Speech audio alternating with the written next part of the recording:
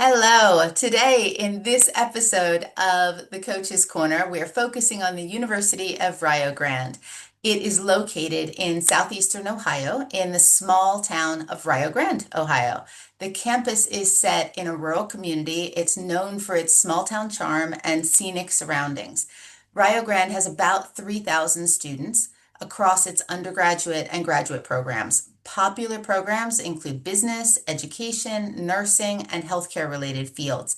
There is also a community college that is affiliated with the university. So they would be studying trades and other things as well.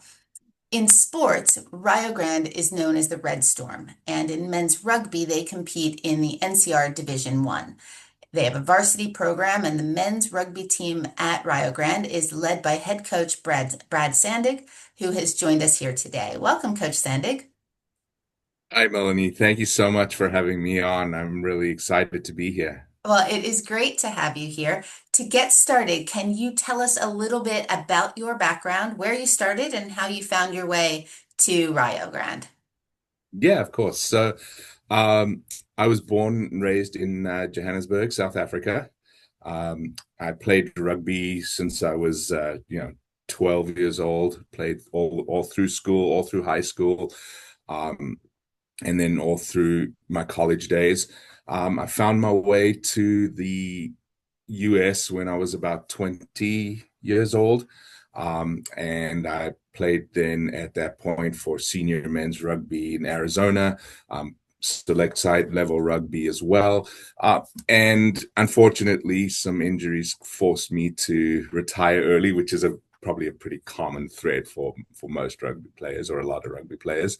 However, my love for the game never died, and I wanted to find a way to keep giving back to the sport. So that's how I kind of got involved in coaching and helping to grow the sport.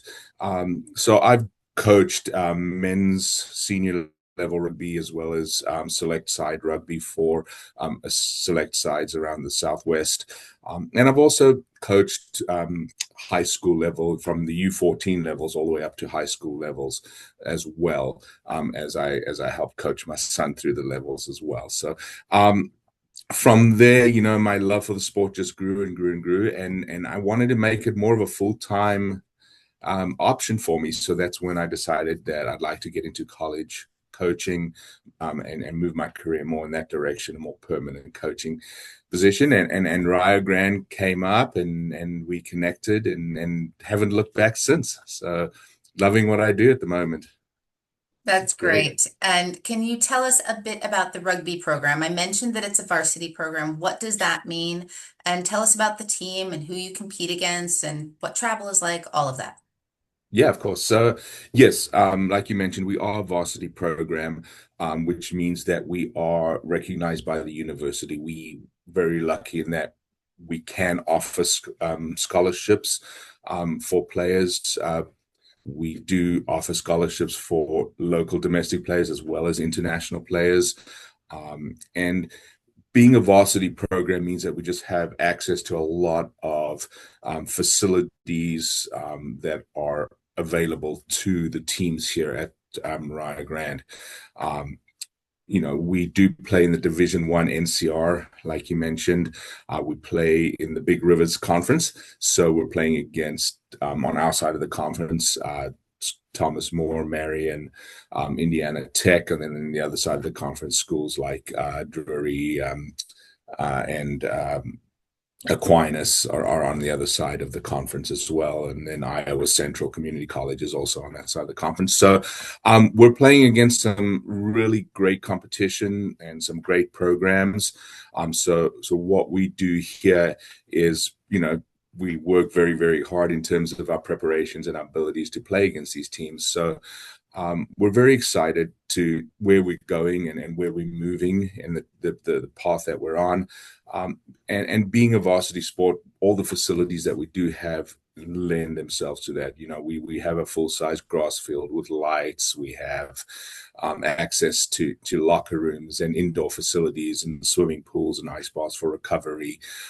We've just got a brand new 9,000 square foot gym facility with weights and equipment as far as the eye can see, it's outstanding. So we really give our boys and our athletes access to a lot of great facilities. Um, so we're very excited with what we're building, and we're very excited about where we headed in the future. That's terrific. And can you tell me about your coaching team and any other support staff, physios, nutritionists, anything like that that kind of put Sure. the whole picture together? Yeah, so along with me, obviously, I couldn't do this all by myself. So I do have an outstanding coaching team. I do have a full-time assistant coach. He's a backs coach. He's also a South African gentleman by the name of Baden Stevens. He hails from South Africa. Like I said, he played his high school rugby and his university rugby in Cape Town. He is also our strength and conditioning coach, as well as a professor in our sports and exercise sciences department as well. So a lot of experience and a lot of strength and conditioning experience and knowledge.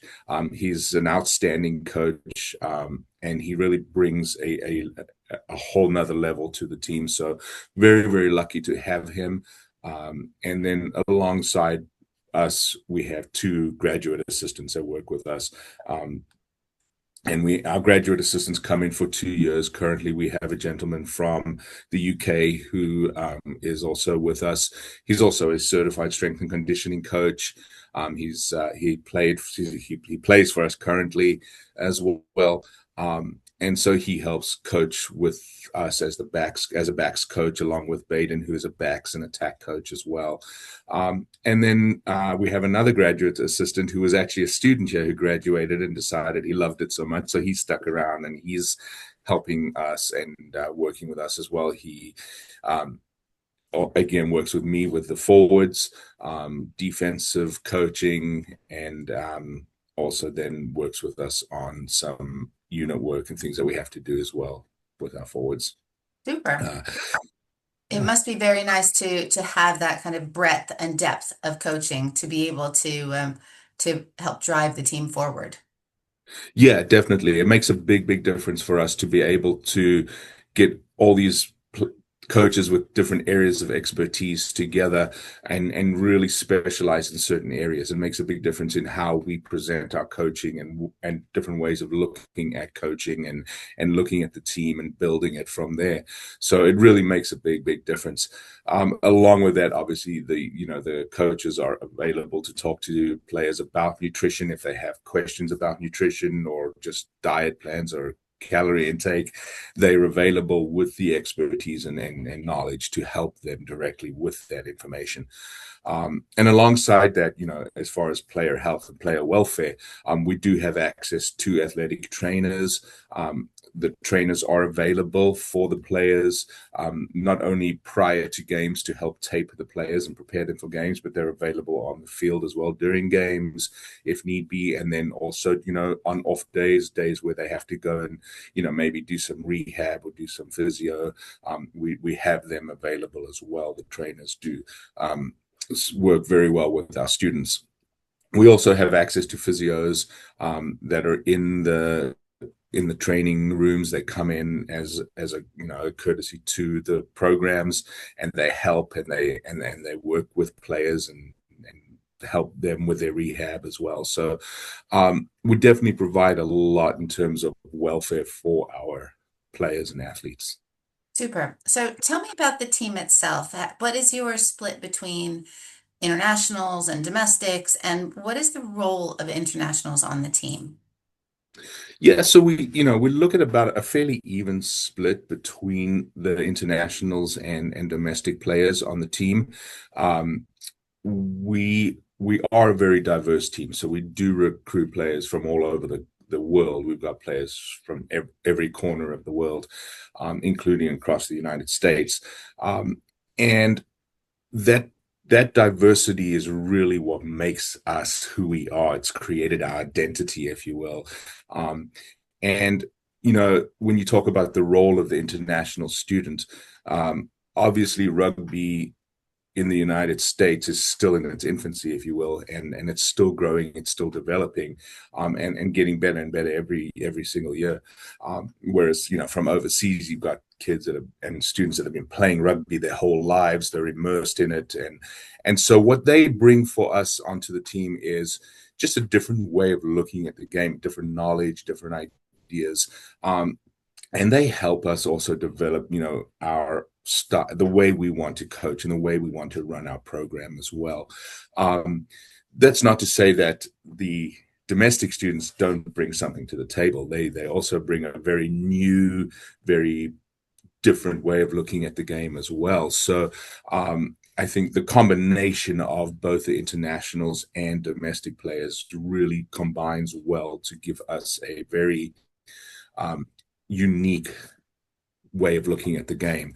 And everybody then shares ideas and does things a little differently, and we can just take the best parts of everything and put it together. So it's really exciting to have that diversity. It's a really good point because I think that the athleticism of the American students and their lifting culture and the skills they have from other sports that they've been playing really does bring something unique to the table.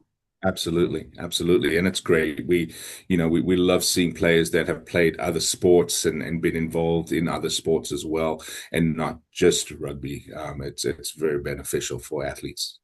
So tell me, what does a typical week look like for your players with their class schedule, their training schedule, games? How does that work?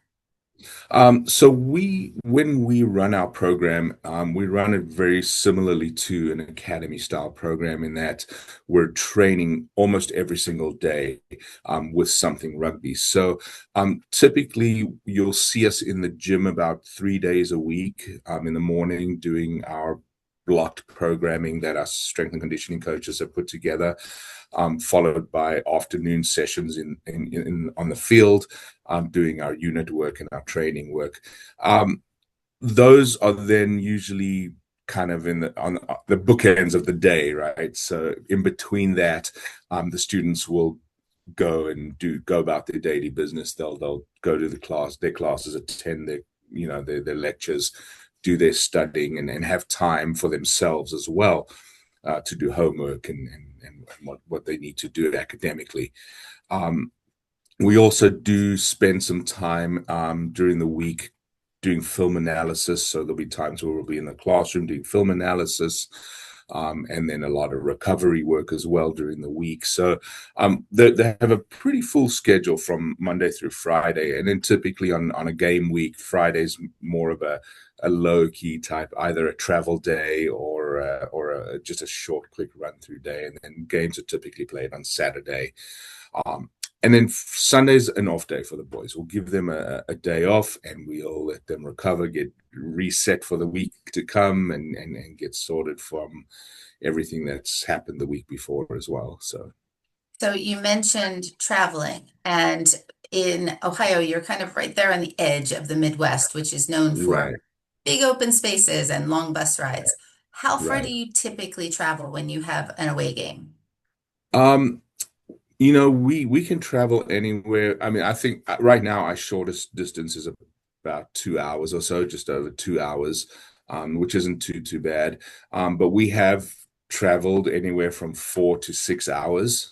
Um, so we do have some longer bus rides, depending obviously on who we're playing.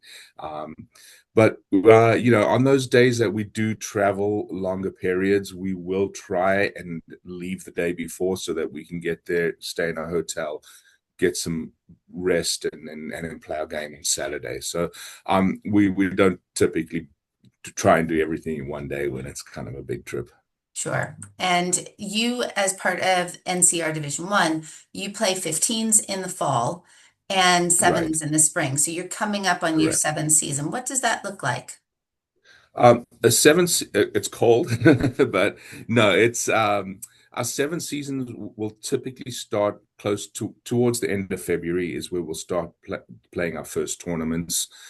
So at the moment, we're just, in a preseason kind of a camp style set up where we'll just really work hard developing our structures and making sure the boys are fit and everybody's ready for that.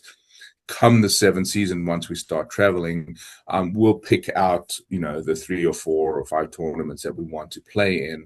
And then, yeah, it's a lot of travel. Unfortunately, tournaments are spread out all over the place. So we do a fair amount of travel in the spring, for our sevens. So there will be, times where, we'll maybe be traveling for 3 weeks straight, and then we'll take a few weeks off or a couple of weeks off, and then maybe travel again another week. So, yeah, no, but it's very exciting. The boys love playing sevens. They enjoy getting on the road actually, and going and seeing different places, especially the new international students that come in. They really love traveling and going to see different parts of the United States, and they enjoy that a lot. And you mentioned to me earlier that you are actively building more of a 15s presence for the spring semester for those who aren't sevens players. Yes. So, I mean, that's obviously a goal that we've set and something we're working towards. We don't have a specific timeline of when we want to launch that, but it's really something we want to get into and start working towards so that we can offer 15s for those players that are not necessarily wanting or interested in playing sevens in the spring. So for those who aren't in the sevens tournaments, do they still train in Mhm. the spring? Yes, they will. They are part of the team and they will still come out and train with us and work with us. And if they don't actually make the travel squad or they're not traveling with us to tournaments, then generally what will happen is they'll stay back and there'll be coaches staying back with them and they'll continue working out and doing other activities. Okay. So when you are recruiting, what Mhm. do you look for in a top recruit? And then what do you think of it as a red flag, something you'd want to stay away from? That's a great question. Not to sound cliched, obviously, but we want aside from skills and ability on the rugby field, we want coachability, right? And that's one of the big things we look for. But I guess coachability, might look a little different to a lot of coaches. For me, coachability is,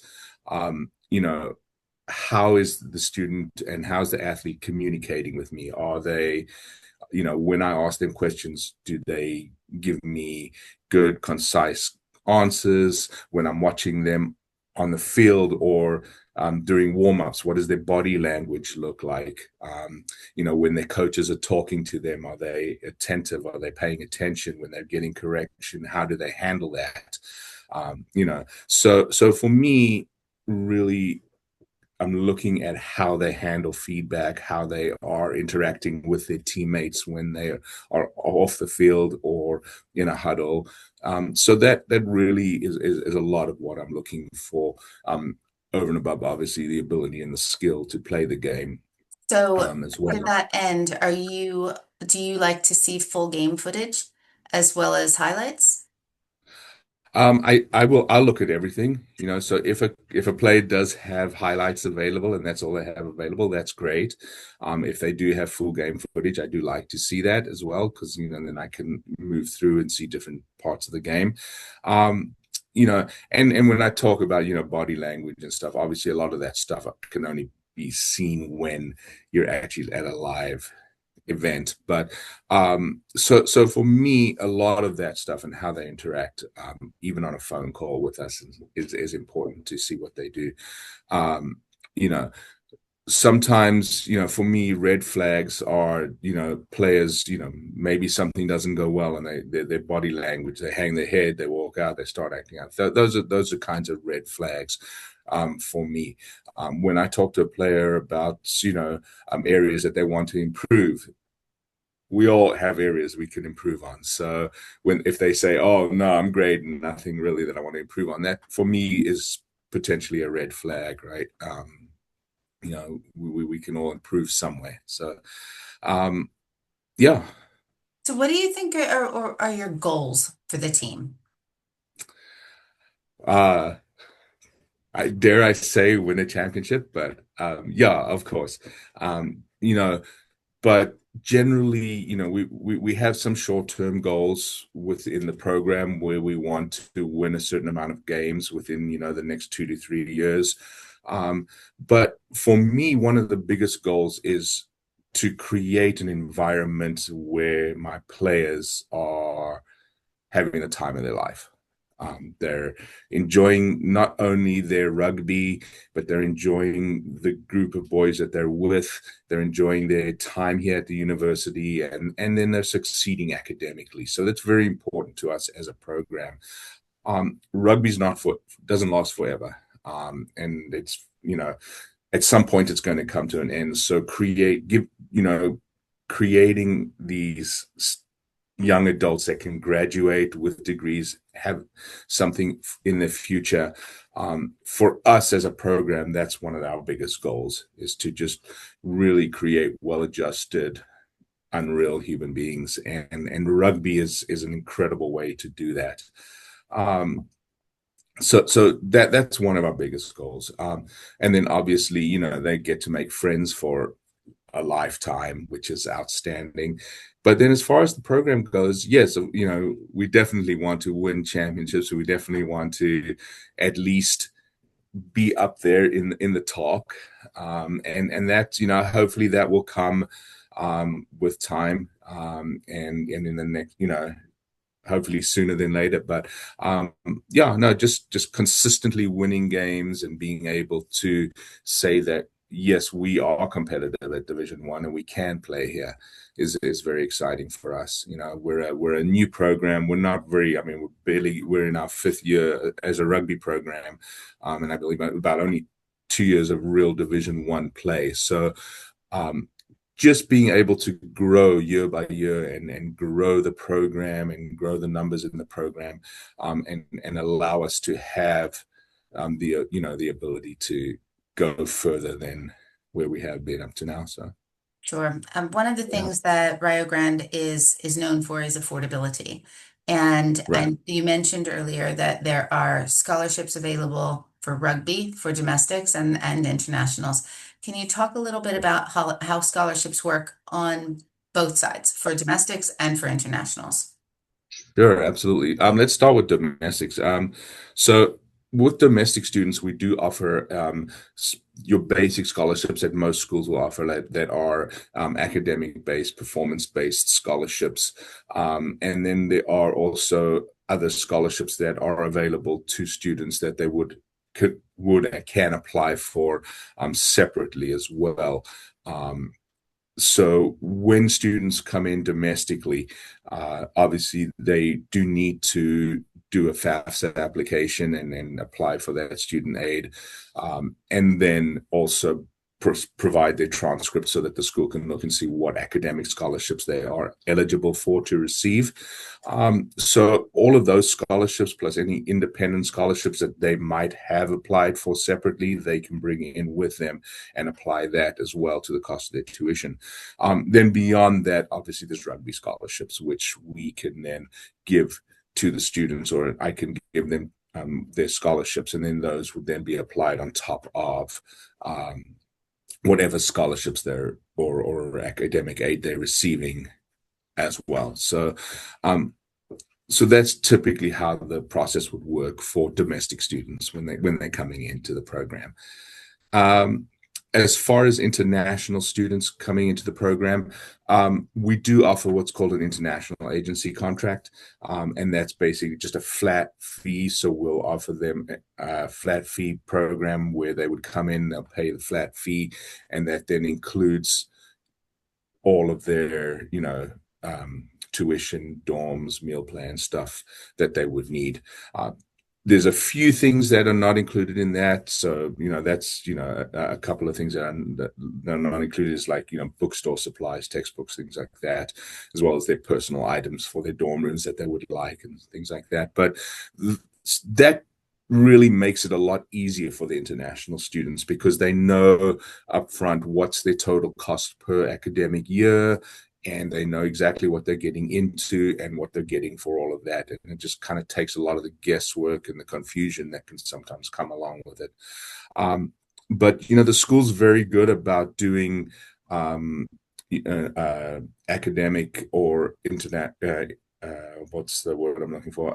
Athletic recruitment days where students can come and meet with coaches, meet with financial aid representatives and admissions representatives, and really get a lot of information and spend the day and ask a lot of questions and stuff. So we have a lot of those opportunities available where they can come in and tour the school as well. So Great. So Rio Grande is really unique in that there is a community college portion of it, and then there's the university portion of it. Could right. you talk a little bit about how those two things coexist? So um, being that we have both of those schools kind of coexisting, like you said, it allows us to offer students that don't necessarily want to come into a 4-year program, domestic students that want to maybe study a certification or an associate's degree or just do a 2-year degree. It gives them those opportunities to do that. And then if they'd like to move on to a 4-year degree, the university is there for them to transfer into that university as well, to proceed and continue with a bachelor's degree and then master's degree as well. Sorry to Um, interrupt. And they can live yeah, in the dorms, eat in the dining hall, play on the rugby team. yes, absolutely. So all of that stuff they can do as well. So and then obviously those students that come in, and this is just for the domestic students that do qualify to enter into the community college. Can come in at the community college rates as well. But the scholarships and academic aid available to them will vary a little bit based on how they're coming in and what they're doing when they come in. But yes, when they come into the community college, they are absolutely 100% allowed to play on the rugby team, get the benefits of playing on the rugby team, and then also enjoy whatever amenities are within the university structures as well. International students, on the other hand, do come straight into the university and into the private university. Yeah, Okay, great. Thank you for clearing that up or explaining of it. course. One last question for you. I always Yeah. ask coaches to paint me a little bit of a picture of the surrounding area. So, what is Rio Mm, Grande like? How close are you to larger towns and airports and that sort of right. thing? So Rio Grande, like you mentioned earlier, is a rural southeastern Ohio town. We're very close to the West Virginia border, not too far from the Kentucky border either. So we're right there in the corner. Um, we are rural, but we're not completely cut off from, towns. The community itself in Rio Grande is unbelievable. It's an incredible community, very close-knit community, amazing people, and um, and also one of the big things I do tell my players or players I'm talking to is that because of the size of the community, because of how tight the community is, and what a great community is, it's got very low crime rates, very very just a nice area to live. We've got beautiful green hills for hiking and doing all sorts of fun things around here. But we're also quite close to two towns within a 15 to 20-minute direction time frame in each direction. There's two towns where you can have access to a lot of different amenities and things that you would need. Huntington, West Virginia is only about 45 minutes away. Columbus, Ohio is only about an hour and 45 minutes, give or take, from us. And that's typically the airport that most players will fly into, just because of access to it and proximity. So, we're not very far from these big cities if that's something that boys want to consider as well, in terms of being able to go out and do some stuff and have access to them. Um, but we're a very quiet community, and we're very safe, and we're very um, just tight knit community, and it's great. I remember coming here in my first week or two that I was here, and already meeting so many different people and making friends around the community, and everybody was so welcoming. So yeah, I love my time here, and I really enjoy being part of this community. And I think, that's one of the things that sticks out about the place itself, and that the boy players and people that come here actually see about is how great the community itself is. Fantastic. Well, thank you so much for your time today and good luck with the seven Of season course. this spring. Thank you. And we'll look Thank you. forward to an update at the end of the year. Yes, definitely. I look forward to it. Thank you so much for having me on. I really appreciate it.